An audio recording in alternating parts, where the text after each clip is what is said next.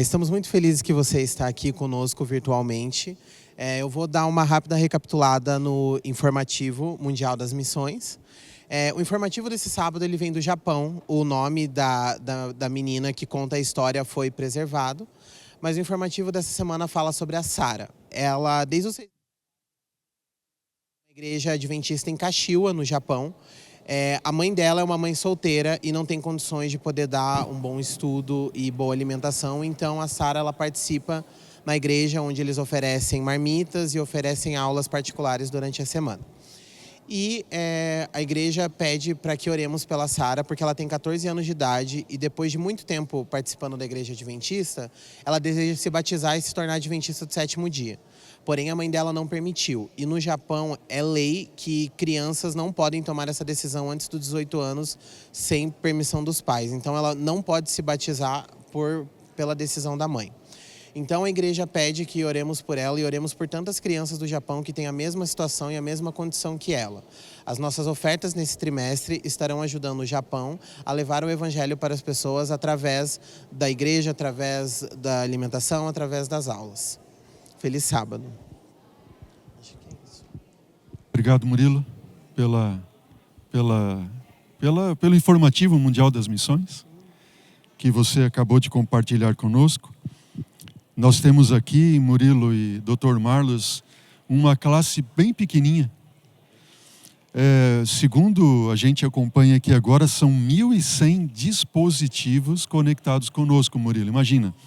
É uma classezinha razoável, não é verdade? Bem pequena, assim, facinho de liderar. E eu fico muito feliz por você que está conectado aí conosco em nossa classe virtual. Eu tenho aqui tantas e tantas pessoas, a Mônica Cardoso, Juliana Brum, temos aqui a Rogéria Camargo, Marise, Maria, Ricardo do Nascimento, Nelson da Silva. Deus abençoe todos vocês que, deixa eu ver aqui, está comigo agora. Todos vocês que estão aí conectados conosco em nossa classe virtual da Escola Sabatina. Eu queria saber de vocês agora, que estão aí conosco conectados, você tem algum pedido de oração? Sabe, sempre no início da Escola Sabatina, quando nós temos uma classe, a gente dedica um momento para algum pedido especial de oração. E eu quero ver aqui se você quiser colocar no chat ali algum pedido especial. Nós vamos orar agora aqui em nossa classe virtual. A gente não consegue ver você, mas você nos vê. Mas eu consigo acompanhar você e saber quem é você, aqui através do chat que eu tenho acompanhado aqui nesse momento. Se você tem algum pedido especial de oração, queria abrir aqui para o Dr. Marlos, também para o Murilo.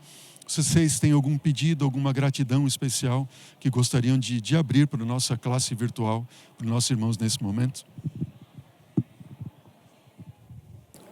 Eu queria pedir pelo meu trabalho, que hoje nessa situação de pandemia tem muito trabalho, né? Então que a gente possa ter sabedoria de fazer a coisa certa na hora certa e do jeito certo, né? Amém por isso, Dr. Marlos. Para quem não sabe, o Dr. Marlos, ele é médico, pediatra, também clínico ali geral e tem se especializado no tratamento da Covid. Tem muitos desafios, né, Dr. Marlos? Graças a Deus temos visto aí os números, pelo menos aqui em Curitiba, né, arrefecerem um pouco, né? Está diminuindo bastante. E para que você saiba também, saiu esta semana, foi na quinta-feira, um novo decreto aqui na cidade de Curitiba, onde há permissão de que a igreja, né, os ambientes onde há encontro de pessoas, seja no teatro ou na igreja e assim por diante, pode ter a sua ocupação máxima. Então a gente fica feliz também, lógico que com todos os cuidados, ainda usando a máscara, etc. Mas já podemos receber você em nossa igreja com a ocupação máxima aqui. Temos aqui alguns pedidos. A Dalila Durães pede oração pela sua família. A Angélica ali também pede pelos seus filhos, a Rebeca e o Joaquim, Deus abençoe ali a sua família. Angélica, temos aqui a Maílza Lago, lá de Jequié, na Bahia. Uau, que bacana! ter você aqui, né? Nossos irmãos aí da Bahia. Temos uma grande igreja virtual na Bahia que nos assiste. Temos aí o nosso pastor Giovanni Queiroz, que foi presidente lá por muitos anos da União, das duas uniões na Bahia. E ele sempre comenta que lá tem muitas igrejas, muitos irmãos que sempre nos acompanham. A gente fica muito feliz por isso. Temos aqui vários pedidos, né? A Aline pede pelo seu casamento, para que Deus possa abrir as portas ao emprego, enfim.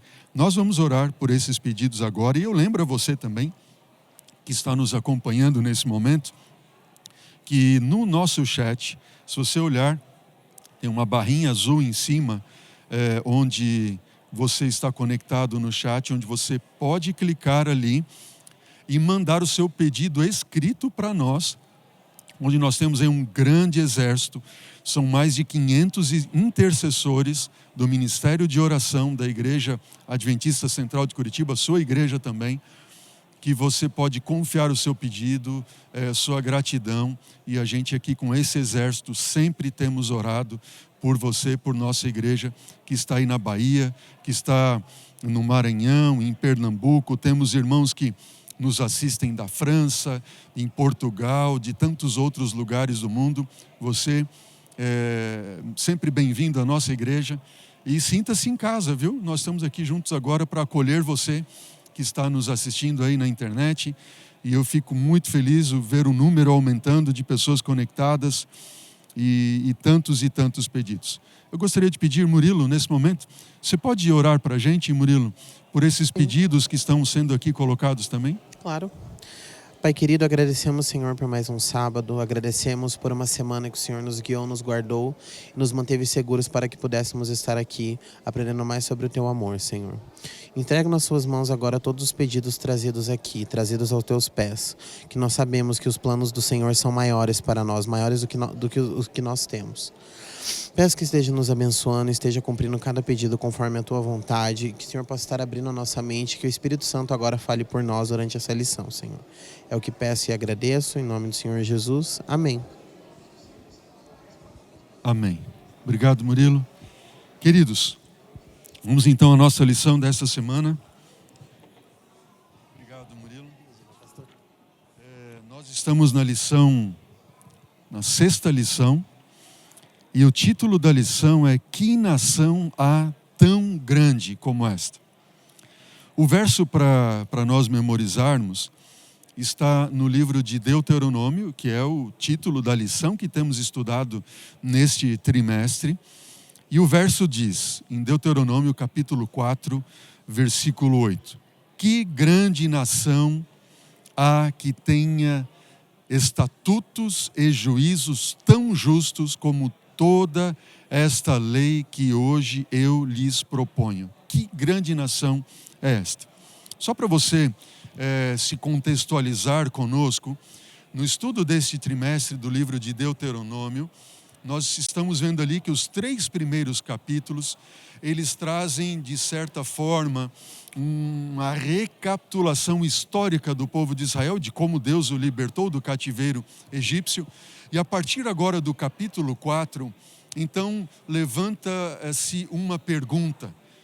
Quando Deus revela: eu sou o teu Deus, eu te libertei da escravidão, eu fiz tudo por você, eu te salvei, eu te remi, eu te estou dando agora a terra prometida. Qual deveria ser a resposta do povo a tamanho amor desse Deus para com o povo do Senhor? Eu queria começar perguntando aqui para o Murilo, nosso convidado, né, e o Dr. Marlos também. Se nós olharmos, Dr. Marlos e Murilo também, para este verso, ok? O verso para memorizar ali, Deuteronômio 4:8. Que nação grande é esta, que eu, Senhor Deus, instituí? Eu remi vocês, libertei vocês, né? Como é que nós poderíamos ajudar a nossa classe aí, que está nos acompanhando nesse momento, a entender a essência desta mensagem, deste verso? Em poucas palavras, qual é a essência de Deus dizer: não há nação tão grande como esta? A essência, como diz o próprio verso, por que não há nação tão grande quanto essa? Porque não existe uma nação que tenha uma lei tão perfeita quanto essa. Os seus estatutos são justos, são perfeitos. E na lição de segunda-feira fala assim, que é imutável. Que fala ali, maldito é aquele que você não vai mudar nada, nem acrescentar e nem tirar. E é uma coisa assim que está em Deuteronômio e está no último capítulo de Apocalipse. Maldito é aquele que muda, acrescenta ou tira ou ensina qualquer coisa que está escrita nesse livro. Então, primeiro nós sabemos que existe uma lei justa. Uma lei perfeita. E uma lei justa e perfeita não muda. Nós estamos diante de um grande engano, Jesus falou. Que se possível fora, enganaria até os escolhidos. Um detalhe importante aqui que é, se possível fora, enganaria os escolhidos, porque é impossível Amém, por isso, enganar né, o Dr. escolhido. Marcos? Porque o escolhido, ele sabe o que está escrito. Mas o grande engano, hoje nós estamos vivendo numa época de muitos enganos, né? Ontem nós sofremos um engano muito grande. Mas a gente não pode confiar em nenhuma notícia. Nenhuma notícia, nenhuma informação que vem no celular, a gente recebe uma mensagem, não dá para confiar. E tem muitas pessoas também, que isso é uma coisa que eu acho muito engraçado, é que tem nós vemos hoje muitas igrejas abrindo porque a pessoa não gostou das regras de uma igreja, dela foi e quis interpretar a Bíblia do jeito dela e resolveu abrir outra igreja. E é uma coisa engraçada, que a lição até traz, que fala que isso é exatamente o que Satanás fez. É bem ali que Satanás vai, que é mudar a lei perfeita de Deus. E é engraçado que eu sou designer gráfico, então eu sei muito a diferença que faz um ponto ou uma vírgula em um texto. Eu diagramei um livro e a gente sabe muito bem o que isso causa. E a Bíblia é explícita, nenhum acento, nenhum ponto deve ser mudado da lei de Deus. E é ali que Satanás vai. E é ali que ele engana, igual você falou, os escolhidos não serão enganados, mas tem muita gente que engana e acha que pode mudar. Sim, e um grande engano, ninguém falsifica uma nota de R$3 ou de R$300. Não existe uma nota de $3, né? Não existe. Mas ele vai enganar, eles vão falsificar, a nota de R$200 já nasceu falsificada.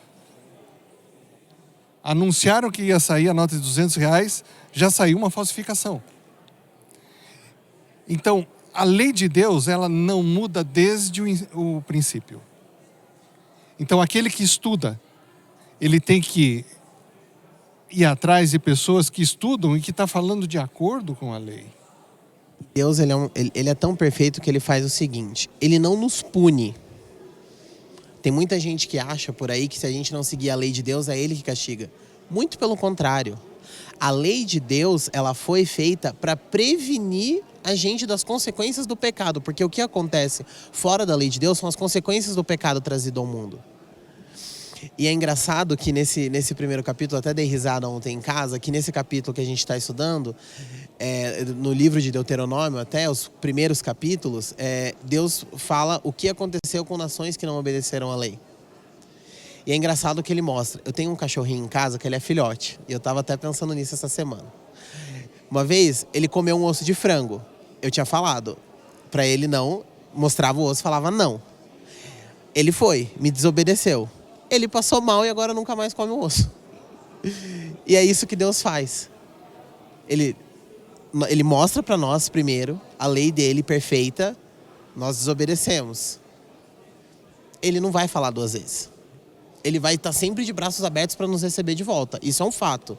Mas ele não vai falar 2 vezes para você. Você conhece a lei. Entende? É a mesma coisa com o meu cachorro. Eu falei uma vez, na segunda eu deixei ele passar mal. E eu não estou falando que Deus assim nos deixa são os passar pais mal. com os filhos também, né, Murilo, Sim. Dr. Marcos? Né? Eu tenho cachorro, quem ainda tem no filho ainda não filhos, cheguei. a gente Lá em casa, né, eu lembro uma vez quando a minha filha menor, né, era bem pequenininha, né, ela gosta de andar descalça, uma coisa assim que não tem que coloque um chinelo no pé dessa menina. Imagine inverno, o piso da casa todo gelado, né? Enfim, filha, coloca calça e tal, e calça, senão você vai ter que tomar o remédio depois. Só que ela não atende. Depois, na hora de tomar o remédio, disse assim, olha, você que escolheu tomar o remédio. Você podia ter escolhido calçar o chinelo e uma meia para aquecer os teus pés ou tomar o remédio. Ou seja, as consequências não são uma imposição ou um castigo de Deus, como alguns falam, mas uma consequência das nossas escolhas.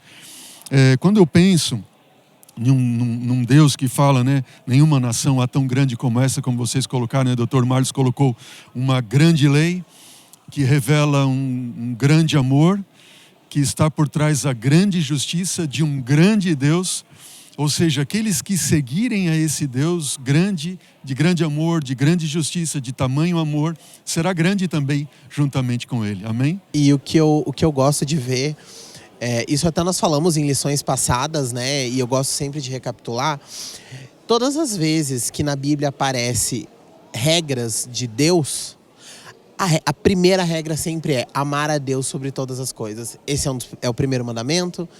Nós estudamos na lição que foi a primeira regra que Deus deu para Israel. E é engraçado de ver que Deus é tão perfeito, ele podia pedir pra gente o que ele quisesse. Ele podia falar assim, olha, você vai ter que chegar todo sábado e ficar 10 horas ajoelhado na igreja. Ele pode, ele é Deus. Mas ele não pede para nós subirmos escadas, para nós, confessarmos nosso pecado para pessoas. Ele fala pra gente que a primeira regra mais importante é sempre amar a ele. Amém. Por isso, Murilo, Amém. eu lembrei de uma citação bíblica, né? Quando você falou assim, primeiro pedido que Deus faz para nós amarmos a ele. Quando a gente abre o livro de Deuteronômio, que significa a repetição da lei, né? Os 3 primeiros capítulos, como eu mencionei no início, falam do poder de Deus e do amor dele em libertar o seu povo da escravidão. E agora então vem a revelação da lei e o porquê nós guardarmos a lei. Porque se nós guardarmos a lei sem a motivação correta, também não há sentido. E quando lá em Êxodo nós temos a revelação da lei do Senhor, diz, antes de Deus dizer, não terás outros deuses diante de mim, ele disse, eu sou o Senhor teu Deus que te tirei do Egito e da casa da servidão. Ou seja, Deus está dando um motivo para nós. Olha, eu sou teu Deus, eu te tirei da casa da servidão, eu te libertei, eu te remi, eu te salvei. Não tem outros deuses diante de mim. Não faça para ti imagem de escultura e assim por diante. Ou seja, essa revelação da lei é de fato uma revelação de amor. Antes de nós irmos, quer fazer algum comentário, Dr. Marlos? É uma coisa importante, eu acho que, de uma maneira prática, né? Aqui fala em Deuteronômio assim, todo aquele, se alguém fizer qualquer acréscimo, Deus lhes acrescentará os flagelos escritos nesse livro. Muitas vezes o problema não é a pessoa falar uma coisa ruim, diferente. Ela fazer um acréscimo que passa a desqualificar o que está escrito na lei. Eu vou dar um exemplo que muitos adventistas já viveram. Se existe uma coisa que causa racha na igreja, são 2 coisas. É falar sobre saúde e sobre música. E nem sempre a pessoa que está falando sobre isso é equilibrada. Eu já ouvi algumas vezes as pessoas falarem assim, comer carne é pecado. Não é. Carne de boi, carne imunda, limpa, não é pecado. Por quê? Porque a Bíblia está falando isso. Agora, comer em excesso, comer de maneira errada, ou como diz o Espírito Profecia, né, o açúcar em demasia é mais prejudicial do que a própria carne. Ou seja, eu sou um vegetariano, mas... Às vezes até escandalizar outras pessoas. Glutão ou... Não. O viciado no doce, né? Nós como adventistas temos o costume, a cultura do vegetarianismo. Nós somos conhecidos por isso. Mas o motivo é para deixar o nosso corpo, só para deixar o nosso corpo saudável? Não. O motivo é para deixar nosso corpo saudável, para nós proclamarmos a tríplice mensagem angélica. E com amor, né? E com amor. Se eu estou E não escandalizado... como uma regra para medir, né? Uma régua para medir Exatamente. quem é o melhor, quem está certo ou quem está errado. Né? Então, o desequilíbrio está em dizer que é pecado. Pode ser pecado a forma que a pessoa está fazendo aquilo, mas não aquela coisa. A Bíblia também não fala que fumar é pecado, porque não existia fumo na época. Mas a atitude de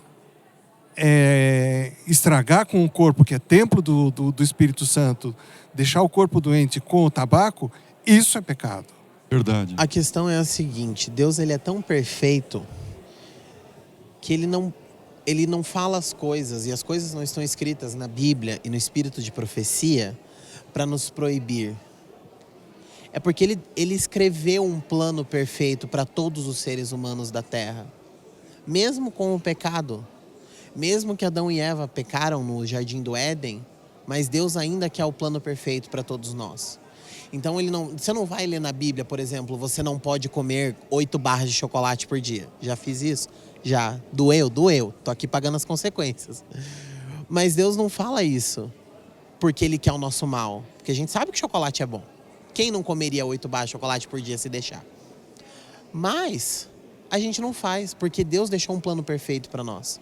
Ele faz aquilo para o nosso bem. Tudo o que Ele diz na Bíblia e tudo o que Ele fala para nós não fazermos, não é porque a gente vai ser castigado, é porque Ele quer o plano perfeito. E isso está escrito, não é uma inferência que você está colocando. Exato. Sempre em Deuteronômio, Deus fala assim: faça isso para o teu bem, para que você vá bem na terra que você vai possuir. Como um pai cuidando do filho. Exatamente. E se você Também fizer por o isso. contrário, você vai se dar mal. Você vai ser escravo, você vai ser dominado, você vai ficar doente. Antes de nós passarmos para o próximo ponto, Dr. Marlos e Murilo, eu quero dizer para você, né, que talvez entrou no nosso canal agora, que nós estamos compartilhando o estudo da lição da Escola Sabatina desta semana. Nós estamos estudando o livro de Deuteronômio e a lição dessa semana fala de uma grande nação. Nação esta que tem um grande Deus. E você também, por ter um grande Deus, pode se tornar um grande homem, um grande filho, uma grande filha do Senhor neste mundo, a servir ao Senhor, porque Ele tem planos maravilhosos para a sua vida. Eu tenho aqui, eu estou muito feliz que nós começamos a nossa transmissão aqui da Escola Sabatina, quando começamos o estudo da lição com 1.100 dispositivos e agora já passamos de 2.000 dispositivos conectados. Estima-se que para cada dispositivo tenhamos 2 pessoas no mínimo ali, em média, conectados.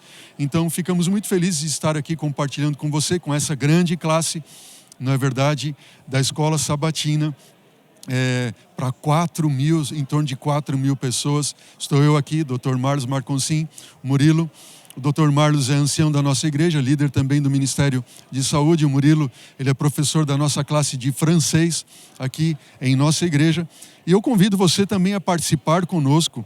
Se você quiser colocar aqui a sua opinião, sua participação no chat, faça isso, que na medida do possível eu posso aqui pinçar, um ou outro comentário que você esteja fazendo ali, tá bom? Dr. Marlos e Murilo, vocês colocaram ali, bem claro, a questão do acrescentar ou tirar coisas à lei. E a lição traz para nós algo muito interessante, que a pessoa, quando ela ignora a lei, sabendo que existe a lei, ignora alguns preceitos dessa lei, é como se ela estivesse extraindo da lei, ou vivendo como se ela não existisse. Ou seja, tirar da lei não seria tão somente publicar uma lei diferente extraindo algo, mas quando eu vivo como se Deus não existisse ou sua lei não fosse importante para mim, ou qualquer um dos preceitos da sua lei, seria como se eu tirasse algo. Um outro ponto que a lição trouxe também, que eu achei muito interessante aqui, o autor da lição, que é o Dr. Clifford Goldstein, que é uma mente brilhante, ele é judeu e professor de teologia, um grande teólogo extraordinário. Ele coloca que as tradições também significam acrescentar coisas à lei. Jesus diz lá em Marcos capítulo 4, 32, né? Vocês em vão me adoram seguindo tradições que são preceitos de homens. E nós também podemos incultar a lei, algumas tradições também. E assim acrescentamos coisas à lei. A grande pergunta que eu coloco aqui para vocês agora, eu vou colocar vocês em maus lençóis talvez, viu? O Dr. Marlos falou, né? A questão de pessoas que às vezes cobram ou fazem, mas não têm equilíbrio. Então, o ponto que eu gostaria que vocês nos ajudassem a compreender aqui, nosso irmão, nosso amigo que está conectado, nosso internauta, né? A questão é como eu posso conseguir encontrar um ponto de equilíbrio, de modo a eu não estar num extremo liberal, ou ignorando alguns preceitos, dizendo assim, não tem nada a ver, ou indo para um outro extremo, sendo tão legalista e acrescentando tradições e regras, etc., de modo que eu esteja acrescentando, tirando e por isso também pecando. Como que eu posso chegar ali a um equilíbrio? Eu quero fazer essa pergunta também para você, enquanto eles vão contribuindo aqui conosco na resposta. Coloque ali o seu comentário também, de como você acha que nós poderíamos alcançar esse equilíbrio. O equilíbrio está no resultado. Se aquela situação traz mais conflito do que união, analise melhor. Muitas vezes, uma coisa certa vai trazer conflito. Mas esse conflito tem amor? A pessoa que vai falar com você, se você está errado, se você está fazendo isso, ela está falando com amor? Ela quer te destruir ou ela quer construir? Ela une ou divide, né? Ela agrega ou dispersa, né? Mas Jesus fala assim, eu não vim para unir, eu vim para dividir. Como entender então essa questão, Dr. Marlos? Estudando a Bíblia. Aquele que vier falar, se não estiver falando de acordo com a lei e os profetas, jamais alcançará a alva. Então tem que ter, ir lá a fundo. Eu não vou entrar, esse que eu vou falar é um tema muito polêmico, eu não vou entrar no mérito da questão. Mas uma determinada coisa, Ellen White escreveu assim, isso é pecado. Está num livro. Mas aquilo não está escrito na Bíblia se é pecado. Daí uma pessoa chegou assim, mas espera aí. Se ela escreveu isso, ela não é profetisa. Porque ela não está falando de acordo com a Bíblia, ela está acrescentando. Daí eu fui lá ver, era uma reprodução de uma carta que ela estava orientando uma pessoa a respeito de uma coisa que a pessoa estava fazendo em exagero, de uma maneira errada, e que aquele comportamento era um pecado. E a maneira como foi colocada generalizou e causa brigas, e as pessoas dissensões, divisões. Né? Então, o cerne da questão é a Bíblia. A Bíblia, a palavra de Deus. Murilo? Eu vou dar um exemplo meu, que aconteceu no ano passado. Quando começou a pandemia, eu comecei a trabalhar e a estudar na frente do computador. Então, minha vida virou 24 horas de segunda a sexta no computador. Sábado de manhã, participava da escola sabatina. Quando chegava à tarde, como não podia sair, visitar os amigos, o que eu fazia? Eu ia jogar. É sábado, posso me divertir. É um dia para descansarmos e me divertirmos. E eu fiz isso, acho que por umas 3 semanas. Só que eu me estressava. Porque era muito engraçado que todo sábado que eu jogava, eu só perdia. Durante a semana, não tinha esse problema, mas sábado eu só perdia. Eu falei, por que eu tô fazendo isso? Para me estressar? Deus me deu o sábado para eu descansar. E aí que vem a questão, eu preciso desligar o meu computador e não usar e ficar lá olhando para o teto? Ou ao invés de jogar, eu posso usar o computador para, quem sabe, assistir um filme, entrar no canal da TV Novo Tempo, assistir um episódio? Eu, por exemplo, sou apaixonado pelo programa Evidências de Arqueologia. A questão do equilíbrio é, aquilo está me levando para Deus? Ou aquilo está me fazendo mal? Porque a gente pode ver o sábado como um dia que é para nós nos divertirmos, descansarmos, esquecermos da semana. Mas até que ponto, é igual você falou, até que ponto essa diversão vai me acrescentar? Murilo, interessante isso que você está colocando, e Dr. Marlos também. Eu acredito que o maior desafio que nós temos como cristão, ou como cristãos, melhor dizendo, é encontrarmos um ponto de equilíbrio. A gente está sempre sendo tentado a viver de acordo com a lei do pêndulo, né? Ou um lado ou o outro. Eu coloco aqui alguns comentários, né? Do Fábio Maragno aqui, né? O nosso irmão da igreja, o Fábio, amigão. Um abraço para você, bom saber que você está conectado com a gente. O Fábio, ele resumiu numa pequena frase aqui a essência, né? E o Dr. Marlos já colocou isso também. Ele diz assim: o equilíbrio está no amor. O equilíbrio está no amor. Só que a gente deve lembrar também, na essência do amor, como o Fábio colocou aqui, lá em 1 João capítulo 4, versículo 8, diz: aquele que não ama, não conhece a Deus, porque Deus é amor. Qualquer questão impositória, seja uma imposição liberal ou uma imposição conservadora ou legalista, extremática de um ou para outro lado, se não houver amor, não vale nada. Não é verdade? Então esse é um ponto muito interessante.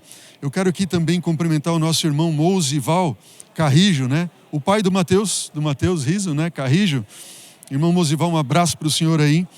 E temos aqui tantos outros. Olha só, a Maria Cláudia, ela coloca: o equilíbrio está no testemunho.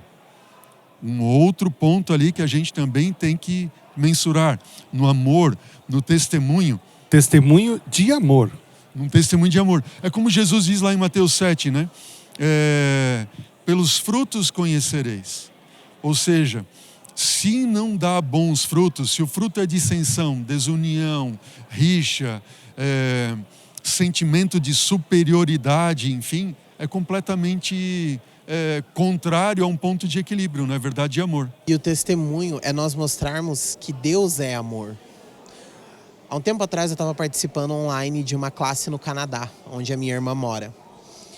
E nessa classe nós estávamos conversando sobre o sábado.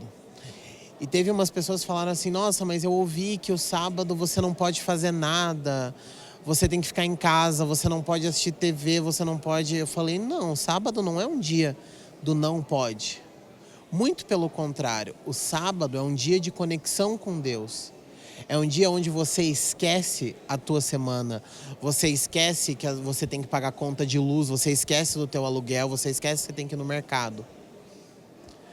Então, nós como cristãos, quando nós testemunhamos sobre Deus, a gente não pode mostrar um Deus do não pode, o Deus do castigo, o Deus do tem que fazer como eu falo.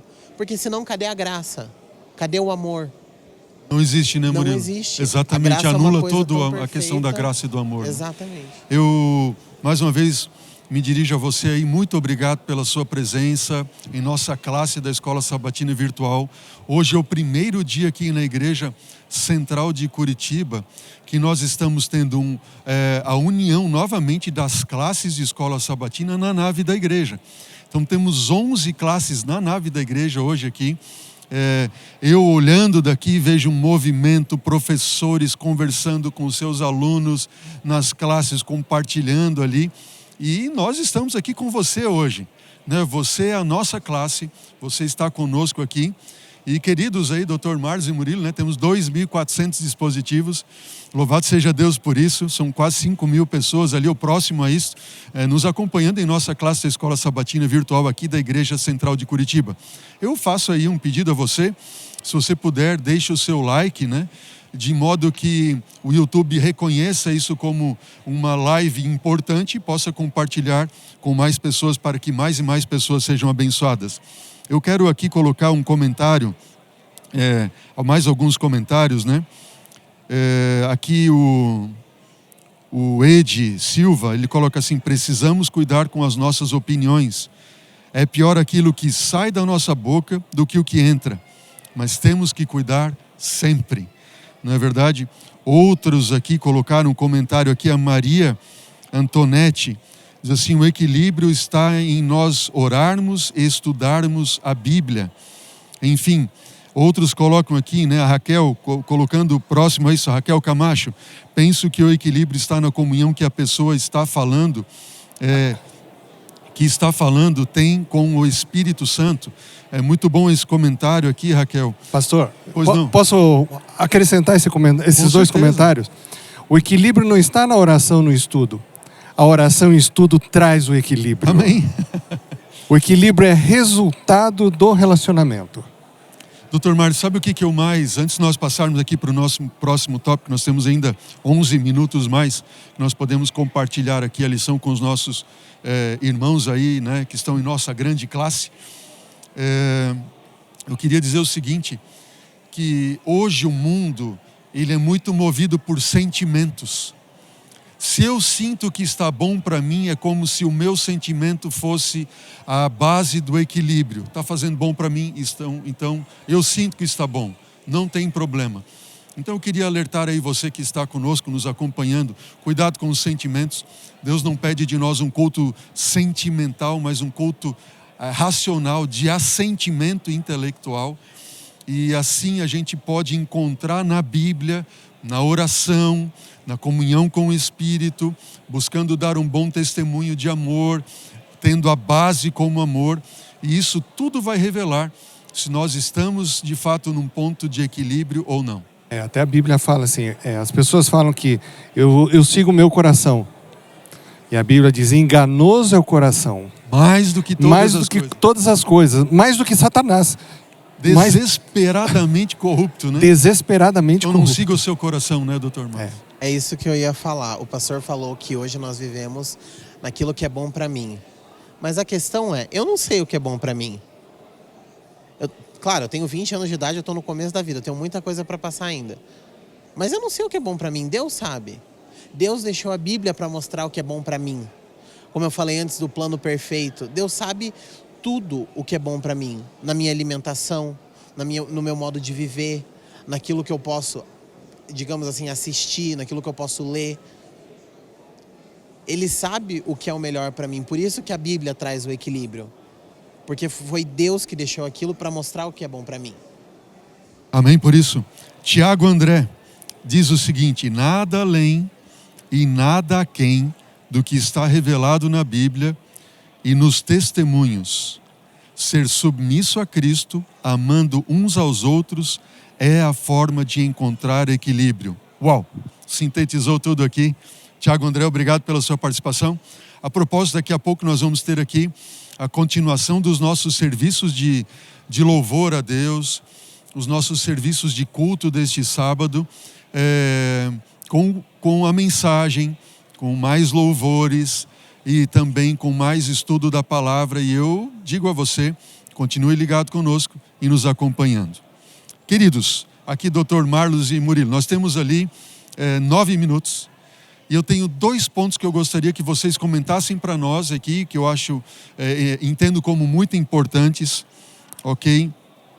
Da lição desta semana, que é o seguinte. Primeiro deles, de uma forma sucinta, qual foi o evento de Baal Peor, certo? Que a lição nos traz. E que implicações trouxe isso para o povo de Israel e como nós podemos aplicar a nós hoje? Entenderam a pergunta ali? Pode avançar então, Dr. Marlos. A resposta, eu vou pular para a lição anterior, que é uma má interpretação do que nós estudamos na semana passada, que fala sobre o respeitar, o tratar bem o estrangeiro. E alguns comentários que eu vi assim, ficou um pouco desequilibrado no sentido de eu ser condescendente com o estrangeiro. A Bíblia fala para tratar bem o estrangeiro, mas não ser condescendente. Lá nos 10 mandamentos já fala. No sábado, não trabalharás nem tu, nem teu filho, nem o estrangeiro que está dentro da tua porta. Dentro da tua porta, ele não vai adorar outros deuses, ele vai guardar o sábado. Então, ele vai obedecer dentro das tuas portas, o estrangeiro vai ser muito bem tratado e vai obedecer à lei. O que aconteceu em Baal Peor? Pra vocês terem uma ideia, houve uma praga que num só dia matou mais de 20 mil pessoas.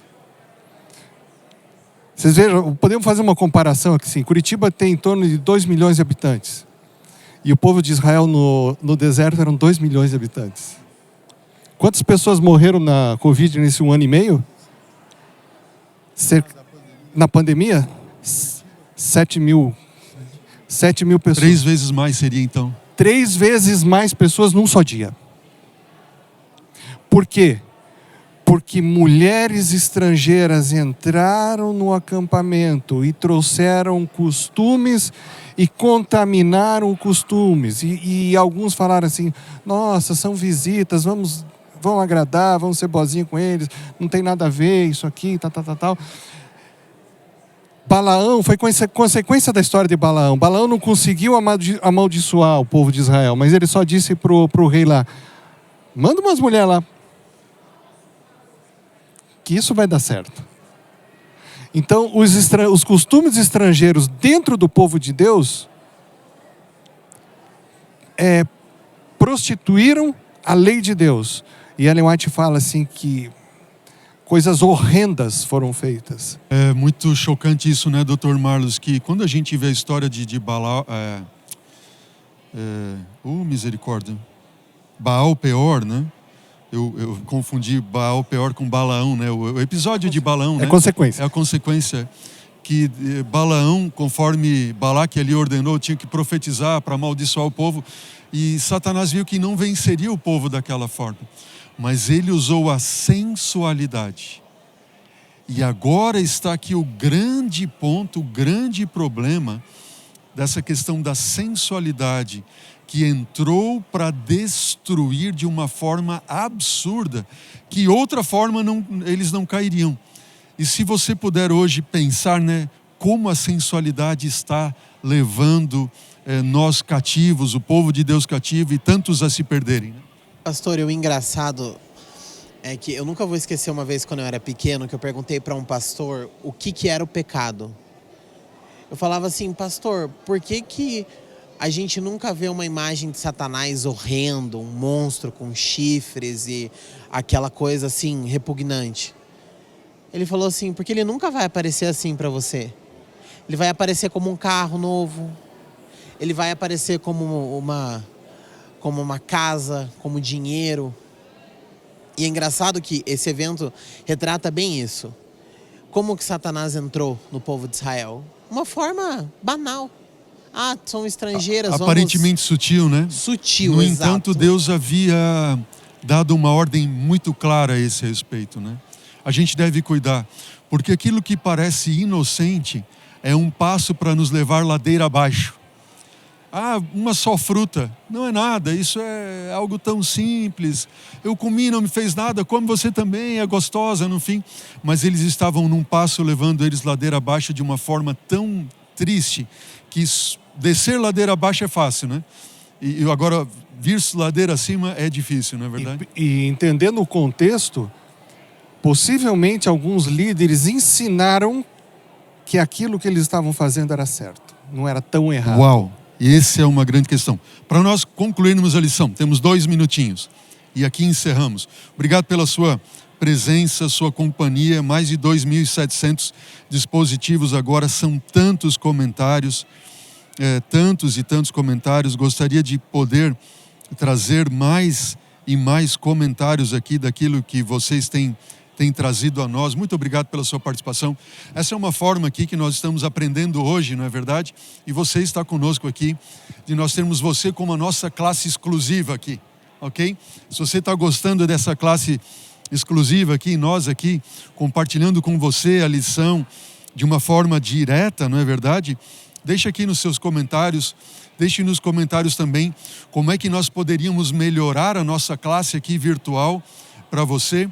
A sua participação é muito importante, porque você faz parte da nossa igreja, é membro da nossa igreja, e se tiver alguma forma que nós aqui podemos melhorar para que tenhamos uma escola sabatina, uma classe mais interessante para você que está nos acompanhando, deixe aqui o seu comentário, né, a sua crítica positiva ou construtiva ali também, para que nós possamos melhorar. Encerrando, em 1 minuto, Dr. Marlos, qual seria o grande objetivo, ou qual é o grande objetivo, ou qual foi o grande objetivo pelo qual Deus quis fazer de Israel uma grande nação.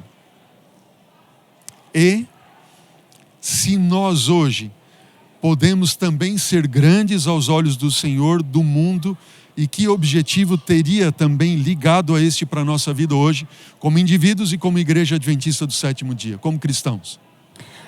A salvação de todos os povos. Amém por isso. Desde o início, desde a aliança de Abraão. Em ti e na tua família serão benditas todas as famílias da terra. Esse dia eu estava pensando assim que a mensagem de saúde é um braço da terceira mensagem angélica. Eu pensei assim, por quê? Porque a terceira mensagem angélica tem a ver com o selamento, tem a ver com os costumes do povo que segue a Deus. Amém por isso. Então, o grande objetivo de nós sermos diferentes é a salvação de todos os povos. Eles veem como que vocês têm um Deus tão grande assim, como vocês são tão felizes, ou no meio de tanta infelicidade, nada preocupa vocês, nada abala. Ou em meio a tanta angústia, vocês têm paz, né? Vocês têm paz, nada abala vocês. Porque nós temos um Deus que não se abala. O povo de Israel, ele mostra 2 pontos. Como é seguir o plano perfeito de Deus e como é não seguir o plano perfeito de Deus. Aí em Deuteronômio, Deus mostra as 2 formas de viver. Como é você estar dentro dos planos e daquilo que Deus deixou para você, e como é você estar fora e o que você sofre pelo pecado. E não porque Deus te castiga, mas pelo pecado. Amém por isso. Obrigado, Murilo, pela sua contribuição aqui conosco. Obrigado, Dr. Marlos, pelas tão boas contribuições também. Obrigado a você que está nos assistindo, nos acompanhando. Os seus comentários vão ficar aqui registrados. Nós vamos olhar, eu vou ler ali todos eles depois também, para termos de você um feedback, para que nós possamos melhorar nossa escola sabatina, nossa lição aqui com você, com essa classe maravilhosa que você faz parte. Sábado que vem estaremos juntos novamente para compartilharmos aqui a lição. E fique conosco, continue conosco. Nós vamos agora entrar novamente ao vivo aqui com toda a igreja. E não saia daí, continue conosco. Vai aparecer aí um link agora, já está aparecendo no chat, um link de pedidos de oração. E eu quero também convidar você a participar, respondendo o quiz da Escola Sabatina, né, entrando lá no iasdcentral.org.br/eu aceito e faça ali a sua resposta de se você teve comunhão com Deus, relacionamento, se envolveu na missão também. Que Deus abençoe você.